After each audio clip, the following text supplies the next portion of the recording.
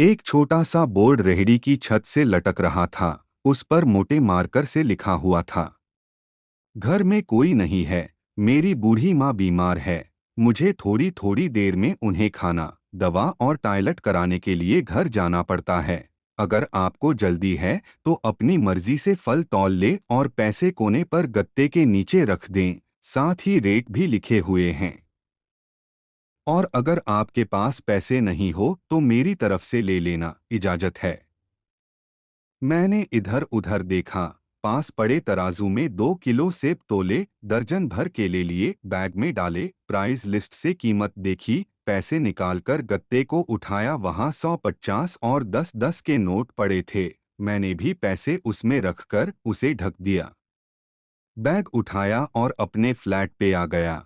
रात को खाना खाने के बाद मैं और भाई उधर निकले तो देखा एक कमजोर सा आदमी, दाढ़ी आधी काली आधी सफेद, मैले से कुर्ते पजामे में रेहड़ी को धक्का लगाकर बस जाने ही वाला था।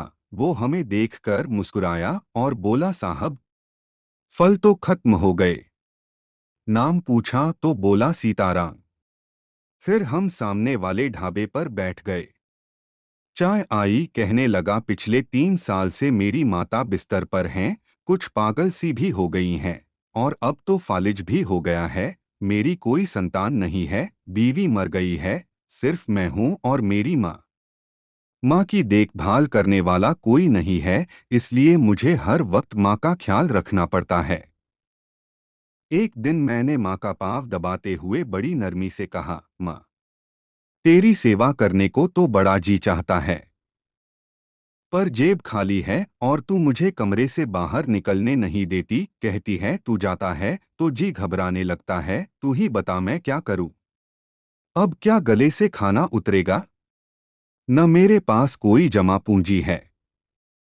ये सुनकर माँ ने हांफते कांपते उठने की कोशिश की। मैंने तकिए की टेक लगवाई। उन्होंने झुर्रियों वाला चेहरा उठाया, अपने कमजोर हाथों को ऊपर उठाया, मन ही मन राम जी की स्तुति की, फिर बोली, तू रेहड़ी वहीं छोड़ आया कर, हमारी किस्मत हमें इसी कमरे में बैठ कर मिलेगा। मैंने कहा, माँ क्या बात करती हो, वहां छोड़ आऊंगा तो कोई चोर उचक्का सब कुछ ले जाएगा। आजकल कौन लिहाज करता है, और बिना मालिक के कौन खरीदने आएगा।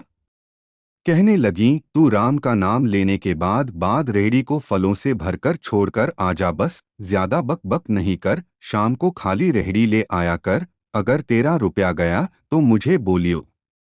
2.5 साल हो गए हैं भाई, सुबह रेहड़ी लगा आता हूँ, शाम को ले जाता हूँ, लोग पैसे रख जाते हैं, फल ले जाते हैं, एक धेला भी ऊपर नीचे नहीं होता, बल्कि कुछ तो ज्यादा भी रख जाते हैं। कभी कोई माँ के लिए फूल रख जाता है, कभी कोई और चीज। परसों एक बच्ची पुलाव बनाकर रख गई, साथ में एक पर्ची भी थी अम्मा के लिए। एक डॉक्टर अपना कार्ड छोड़ गए, पीछे लिखा था, माँ की तबीयत नाजुक हो तो मुझे कॉल कर लेना, मैं आ जाऊंगा। कोई खजूर रख जाता है, रोजाना कुछ न कुछ मेरे हक के साथ मौजूद होता है। न माँ हिलने देती है, न मेरे राम कुछ कमी रहने देता है। माँ कहती है, तेरा फल मेरा राम अपने फरिश्तों से बिकवा देता है।